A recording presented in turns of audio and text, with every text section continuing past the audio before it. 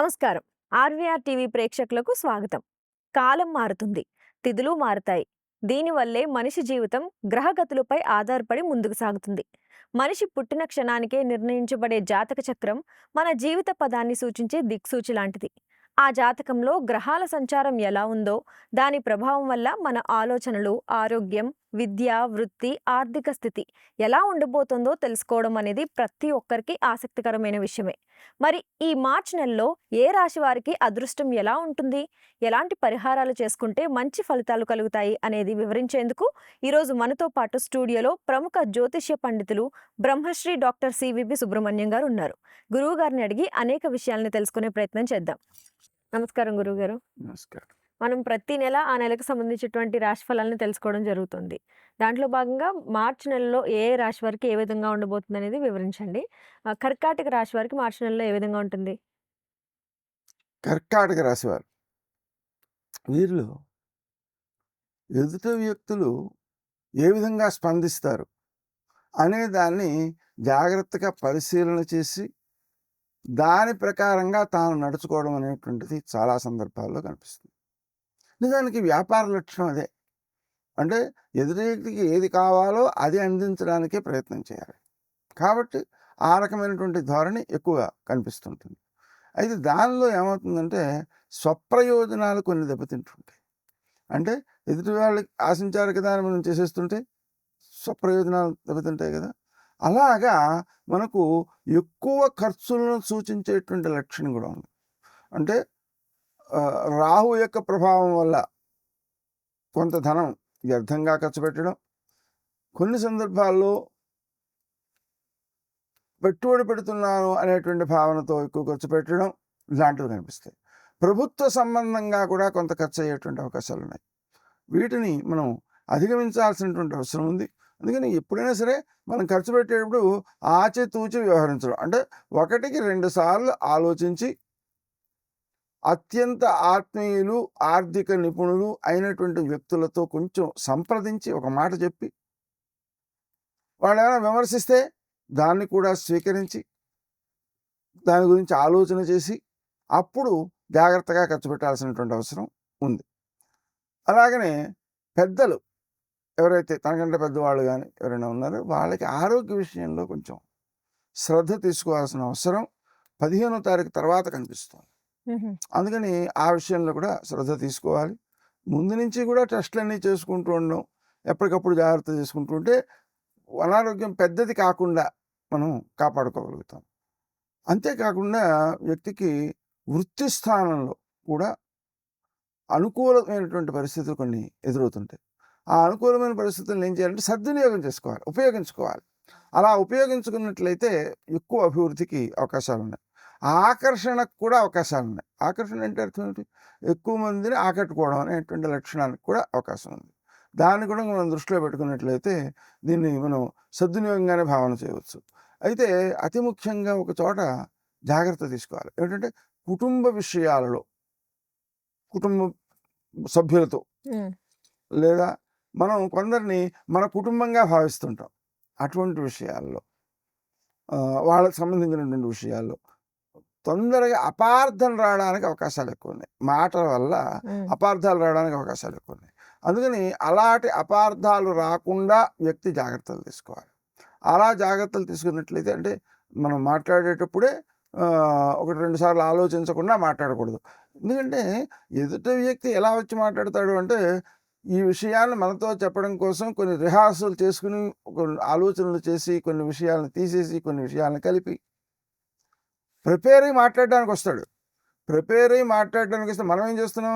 వెంటనే స్పందిస్తున్నాం. అంటే అవతల వ్యక్తి మాట్లాడిన వెంటనే అవును కాదు చెప్పేస్తున్నాం. అంటే మనకైతే ప్రిపరేషన్ లేదుగా.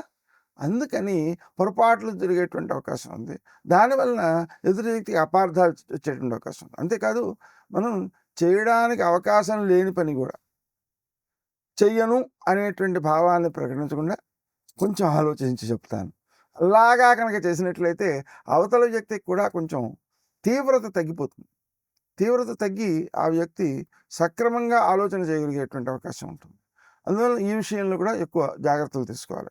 అనుకోని ఖర్చుల విషయంలో కూడా జాగ్రత్తలు తీసుకోవాలి.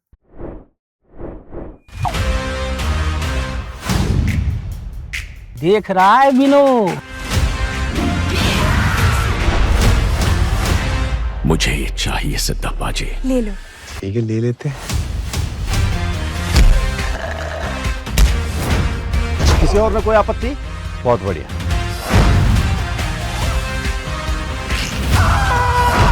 सर ये सब कनेक्टेड है। क्या कनेक्शन है?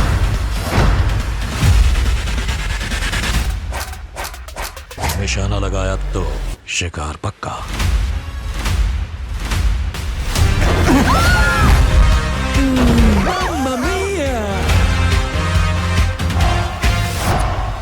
इस गद्दी की गरिमा इस पे बैठने वाले से होती है। हाय, दिस इज राणा दग्गुबाटी।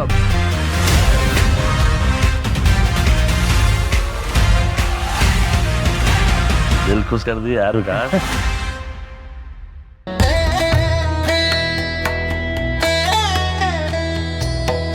వృత్తి స్థానంలో ఎదుటి వ్యక్తుల్ని ఆకట్టుకోవడం ద్వారా ఏ అభివృద్ధి అయితే కలుగుతుందో ఆ అభివృద్ధి ఎందువల్ల కలుగుతుంది అంటే పుణ్యబలం వల్లే కలుగుతూ ఉంటుంది. అందుకని జపబలాన్ని పూజా బలాన్ని పెంచుకోవాలి. ఎందుకని అంటే మనకు లోకంలో ఏ పనిలో అనుకూలత వచ్చినా ఏ పనిలో లాభాన్ని మనం చేకూర్చుకున్నా ఈ రెండు కూడా మన పుణ్యం డబ్బుగా అవకాశంగా అనుకూలంగా మారిందే తప్ప పుణ్యం ఖర్చు అవ్వకుండా వచ్చే సహకారం ఏది ఉండదు లోకంలో. ఆర్థికంగా కావచ్చు, భౌతికంగా కావచ్చు, అవేవైనా సరే పుణ్యం ఖర్చు అయ్యే వస్తాయి. అంటే నిజానికి ఆలోచిస్తే పుణ్యము ఎక్కువ విలువైనదా, ఈ పని ఎక్కువ విలువైనదా, ఈ డబ్బు ఎక్కువ విలువైనదా? అలాగా ఆలోచిస్తే 10 రూపాయల పుణ్యం అన్నట్లయితే ఇది ఆరోగ్య విషయంలో ఉపకరిస్తుంది, చుట్టూ ఉండే వ్యక్తులు సహకరించడం విషయంలో ఉపకరిస్తుంది, మనకు అవసరమైనప్పుడు ఆర్థిక విషయాల్లో కూడా ఉపకరిస్తుంటుంది. అవసరమైనంత వరకు ఎప్పుడు కూడా మనకి ఒక లిమిట్కి వచ్చింది, ఆ లిమిట్కే వచ్చింది అంటే అంతకు మించి ఎందుకు రావట్లేదు? ఇద్దరు సమానంగా శ్రమపడ్డారు, పడినా ఒకటికి కొంత వచ్చింది, ఒకటికి మరి ఎక్కువ వచ్చింది. ఆ ఎక్కువ కూడా ఒక లిమిట్కి లోబడే వచ్చింది. అంటే ఎందుకు అలా వచ్చింది, అక్కడ ఎందుకు ఆగిపోయింది అంటే ఆ వ్యక్తిలో పుణ్యము యొక్క లోపం ఉందని అర్థం. అంటే పుణ్యం ఖర్చు అయిపోయిందని అర్థం. అలా పుణ్యం ఖర్చు అయిపోవడం ద్వారా మనకు ఏమిటవుతోంది? సహకారం లభిస్తోంది, వ్యక్తులతో అనుకూలత లభిస్తోంది, అవసరానికి ఆర్థిక సహాయం కనిపిస్తోంది. ఇవన్నిటిలోనూ కూడా మన పుణ్యం ఖర్చు అవుతుంది. ఈ ఖర్చు అవుతున్న దాన్ని కనుక గమనించినట్లయితే మనకు సాధించినటువంటి పనులేమో ఒక పరిమితమైన ప్రయోజనం కలిగినవిగా ఉంటున్నాయి,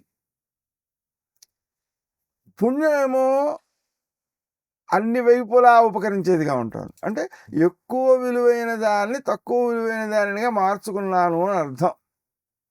అది సరైనది కాదు కదా. అందుకని ఎత్తైతే మనకు అవసరమో, నిత్యావసరమో, తప్పదో అప్పుడు మాత్రమే పుణ్యాన్ని ఖర్చు పెట్టడం అనేటువంటిది అభ్యసించాలి. అభ్యసించినప్పుడు ఏమవుతుందంటే చంచలమైన మనసు ఉంటుంది, ఎదుటి వాళ్ళు ఏమనుకుంటారో అనే భయం ఉంటుంది. అంటే ఎదుటి వాళ్ళకి మొహమాట పడ్డం అంటారు దాన్ని. అలాంటి మొహమాటానికి ప్రాధాన్యం ఇవ్వకుండా తన ఆధ్యాత్మిక అభివృద్ధికి ఆటంకాలుగా ఏ వచ్చినా సరే వాటిని వదిలేసి మనం ముందుకు వెళ్ళే పక్షంలో రాణించడం జరుగుతుంటుంది. అది కాక ఈ లగ్నం శ్రీరామచంద్రుడి లగ్నం. ఆయన చాలా సిగ్గుపడతాట. దేనికి సిగ్గుపడతాడు అంటే ఏదైతే తప్పు చేయాల్సి వస్తుందేమో అని సిగ్గుపడతాట, అంటే చేయకుండా ఉండడం కోసం. అలాగా మనం మనమే మనల్ని నియంత్రించుకోవడం ద్వారా ఎక్కువ అభివృద్ధిని సాధించవచ్చు. ఇది కర్కాటకం అనేటువంటి దాని యొక్క ప్రత్యేకమైన ఫలం. ఎందుకంటే మిగిలిన రాశుల్లో లేనంతటి సౌమ్యత ఉంది దీంట్లో. ఆ సౌమ్యత దుర్వినియోగం కాకూడదు. ఎదుటి వ్యక్తులు స్వార్థంతో ప్రయత్నం చేస్తున్నారా లేక నిజమైన ప్రయోజనం కోసం, ప్రయోజనం అంటే అర్థం ఏంటి? ప్రజా ప్రయోజనం, ఎక్కువ మందికి ఉపకరించేది కావాలి, ఎక్కువ మందికి ఉపకరించేలాగా ఆలోచిస్తున్నారా, తమ యొక్క స్వార్థంతోనే పుణ్యాన్ని ఖర్చు పెట్టుకుంటున్నారు? ఎందుకని స్వార్థంతో పుణ్యం ఖర్చు పెట్టేసుకునేటువంటి వాడు తెలివి తక్కువవాడు. అది ఎలా ఉంటుందంటే నా దగ్గర 1000 రూపాయలు ఉంది, 1000 రూపాయలు పెట్టి 1000 కేజీలు వంకాయలు కొనేసాను, 1000 కేజీలు కాదు 100 కేజీలు లేదా 500 కేజీలు మొత్తం మీద కొన్నాం. ఏమవుతుంది అంటే 1000 రూపాయలు అనేటువంటిదేమో మల్టీపర్పస్. అటువంటి పుణ్యాన్ని ఎలా మార్చేశాను అంటే వంకాయలుగా మార్చేసేటప్పటికి వంకాయలు 1 రోజు 2 రోజులు మాత్రమే ఉంటాయి, తర్వాత పాడైపోతాయి, మనం వాడుకోలేము దాన్ని. పోనీ అన్నీ తినగలమా? తినలేము. పోనీ పంచిపెట్టగలమా? అది కూడా కష్టమే. అటువంటి పరిస్థితిలో మనం పుణ్యాన్ని డబ్బు రూపంలో, పుణ్యాన్ని వస్తు రూపంలో మలుచుకోవడం వలన జరిగేటువంటి పని ఏమిటి అంటే అవసరమైన చోట పుణ్యం లోపిస్తే ఇబ్బంది పడుతూ ఉంటాము. ఈ సత్యాన్ని గుర్తించి రామచంద్రుడు ఆ లగ్నంలో జన్మించాడు కాబట్టి అతని ఆరాధన వీళ్ళకి బాగా సూట్ అవుతుంది. ఎందుకంటే వాళ్ళిద్దరూ ఒకే రాశికి సంబంధించిన వాడు కావడం. అందుకని రామచంద్రునికి సంబంధించినటువంటి మంత్రాన్ని, జపాన్ని పెంచుకోవడం ద్వారా జీవితంలో ఎక్కువ విజయాలు సాధించగలుగుతారు. అంతేకాకుండా తన స్వప్రయోజనం అనేటువంటి దాన్ని దృష్టిలో పెట్టుకోకుండా సాముదాయిక ప్రయోజనాలకు సంబంధించినటువంటి కార్యాలనే కనుక చేపట్టినట్లయితే ఇతరుల నుంచి, మహాత్ముల నుంచి కూడా పుణ్యము యొక్క సహకారం లభించి పని ముందుకు సాగుతుంది. ఈ విషయాన్ని కూడా మనం గుర్తుపెట్టుకోవాలి. ఎందుకంటే కూడా మన స్వార్థానికి ఉపకరించేటువంటి పనికి పూనుకోవడం కంటే ఇతరులకు మేలు చేసే పనికి పూనుకోవడం ద్వారా మనం సాధించే విజయాలు చాలా ఉన్నతంగా, ఉత్తమంగా ఉంటాయి.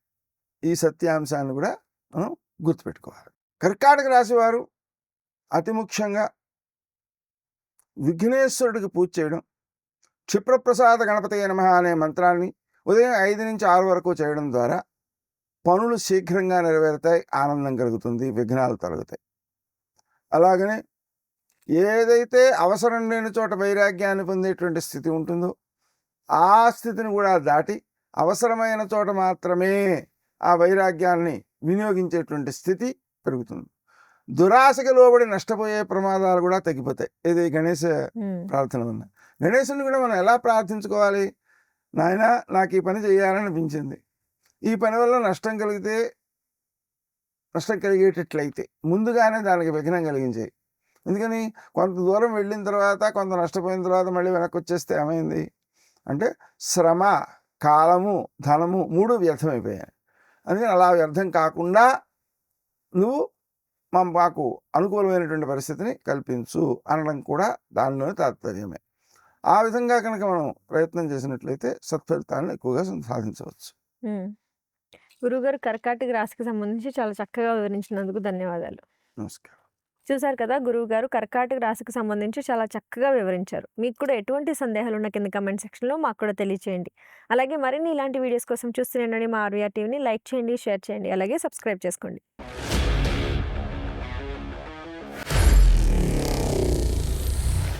Honor Signatus, the biggest gated community in the heart of the city. Spacious 3, 3.5 and 4 BHK apartments at Kukatpalli, High-Tech City. 27.5 acres, 18 towers, G+25 floors, 1695 to 3815 square feet unit sizes. For more details, search for Honor Signatus.